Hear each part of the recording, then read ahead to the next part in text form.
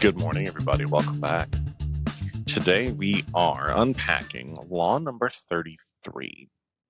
And this one is this one's probably going to rub some people the wrong way a little bit. Or make some people question. No, this is not for the faint of heart. This is not for the overly sensitive and emotional. This is some heavy shit. Law number 33 is discover each man's thumb screw. Everyone has a weakness, a gap in the castle wall. That weakness is usually an insecurity, an uncontrollable emotion or need. It can also be a small secret pleasure. Either way, once found, it is a thumbscrew you can turn to your advantage. Why, you ask, are we talking about this in the context of EMS? Well, like we mentioned yesterday, if you've been following along, we are in a situation where we are very quickly going to start having more conflict within EMS to correct our internal problems. And I would absolutely, and I mean this genuinely, I would love for everyone who is part of the toxic cancer of the good old boy system, the paragod complex, condescending, cocky asshole committee, to willingly jump ship and come over here. I would love that. I would love nothing more than to be able to bring everybody together to say, hey, we all want the same thing. Ultimately, we all really want the same thing.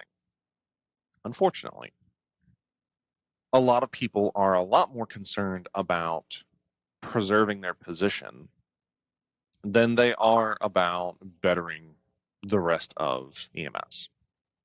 And they will do sketchy things to protect their position and push away people that are pushing buttons. It's important for us to understand the good, the bad, and the ugly of how power dynamics work. Be able to use these tools not to take over and create our own little kingdom, but to actually preserve the long-term integrity of our profession. Because we need it. We need to fight for this. And unfortunately, when you are facing off against people, they're not always going to want to roll over and agree with you. They're going to want to fight because you're challenging their way of life. You're challenging the way they have done things, the way we've always done things. How many times have you heard that before? We have to be careful because there is a flip side to this that can go horribly wrong. And that is here in the reversal. Playing on people's weakness has one significant danger. You may stir up an action you cannot control. In your games of power, you always look several steps ahead and plan accordingly. And you exploit the fact that other people are more emotional and incapable of such foresight. But when you play on their vulnerabilities, the areas over which they have least control, you can unleash emotions that will upset your plans. Push timid people into bold action and they may go too far. Answer their need for attention or recognition, and they may need more than you want to give them. The helpless, childish element you are playing on can turn against you. The more emotional the weakness, the greater the potential danger. Know the limits to this game, then, and never get carried away by your control over your victims. You are after power, not the thrill of control. So what he's pointing out here is when you start to find those pain points, those pressure points that the more toxic individuals have, you're going to elicit a reaction out of them. Now, the beautiful thing is, if you were able to control your emotions and play the game effectively, play the long game really, and be strategic, and if you can get them to respond emotionally, they dig their own grave. To once again quote an old supervisor, you let them step on their own dick. If your enemy is destroying themselves, don't get in their way. Stay out of the way. Let them do it. But do it strategically, because you can go too far. And this is where, if you're strategic, you can apply pressure to those insecurities, to those dark spots, if you will, and get them to overreact, to show their true colors, to put their foot in their mouth, what have you, and then you win. And you can do that without having a white shirt or without having brass bars on your collar or anything like that. That's a long game that you got to be careful, especially if you're an employee, because you can also get fired. And most of us, unfortunately, do need to work. I would contend that in general, there is such a shortage of EMTs and paramedics. I highly doubt you're going to be out of a job for a long time. A general thought that I have is if you're a paramedic in the United States of America and you can't get a fucking job, that's a you problem, bro. You've done some shit. You've pissed off a lot of fucking people, and you just might actually be the fucking problem. But that aside, when it comes to this, like we said in the previous episode, you got to think of it like a street fight. Some people are going to play fair, some aren't. Most people, if you come at them and you get them to react emotionally, they are not going to play by the rules.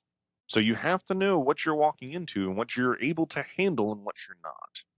Be strategic. Don't just be bold for boldness' sake, like we talked about yesterday. Be strategic.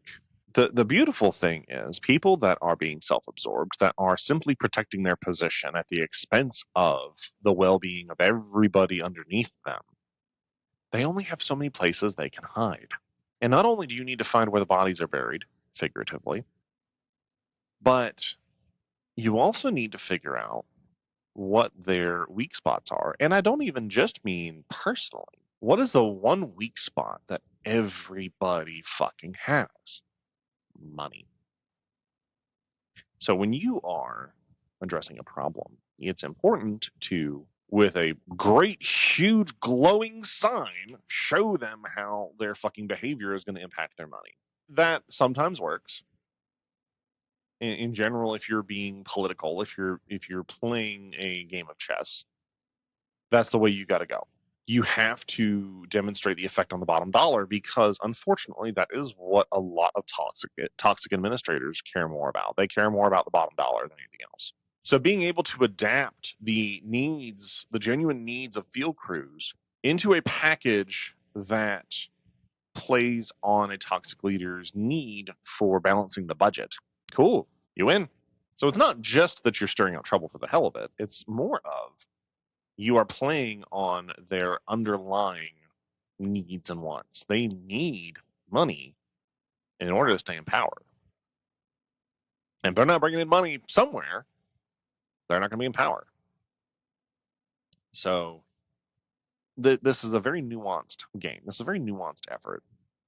And again, I am not in any way promoting being unethical or doing anything illegal or anything violent. No such thing. No such thing at all. Unfortunately, we are often in situations where our opponents are not playing by the rules. Sometimes you need to be better at the game than they are. And when you can do that, it upsets them a little bit. It bothers them. But you got to do it in such a way that you're not culpable for bullshit either. And this is where it's a fine dance that a lot of people don't want to do. You have to be able to go at them at those weak spots and still preserve some dignity and high ground for yourself. So sometimes you don't go all the way. It's better to be a little mysterious, a little mischievous, and keep them guessing. Why? Because the more they're guessing, the more emotionally unstable they will get. The more likely they are to mess up. And if you are doing that purposely and waiting, you got them. And that is your opening to starting to crumble the good old boy system. We need to unravel the good old boy system. Why? Because it is a cancer. The good old boy system, the paragods, the continual negativity, all of that is a cancer that has metastasized in EMS. It has become such an integral part of who we are that we have lost ourselves in it. And we can't keep doing this. We're not going to survive. We need to excise it. And again, just because I'm sure people can soundbite whatever, I cannot emphasize enough. In no way, shape, or form am I advocating for doing anything illegal, anything dirty. I'm not advocating that you blackmail people. I'm not advocating for any kind of violence. None of that. There are a myriad of legal and legally safe options for you to take advantage of to ultimately better the profession. Use them. Use them all and go for it. And every place is going to be different. Every place is going to have different needs. You may be in a place where, hey, things are actually going pretty well. You've actually got a good leadership team. You've got good culture. Everybody's happy. Everybody's doing good. Great. Keep it going. Fight for it. Don't let people come in and disrupt it, because they will. Fight for it. But each of us is in kind of a different position. Each of us, our agencies have different issues, different needs. Adapt to those. Work for the betterment of yourself, your coworkers, the industry as a whole. Because we need that. We desperately need that. If you learned something today, cool. Share it with your friends. We can always use a good subscribe and a follow and a share. If you were offended, good. Tell your friends about it. And then we'll all tell you need to put a helmet on. I'll talk to you later. Bye-bye.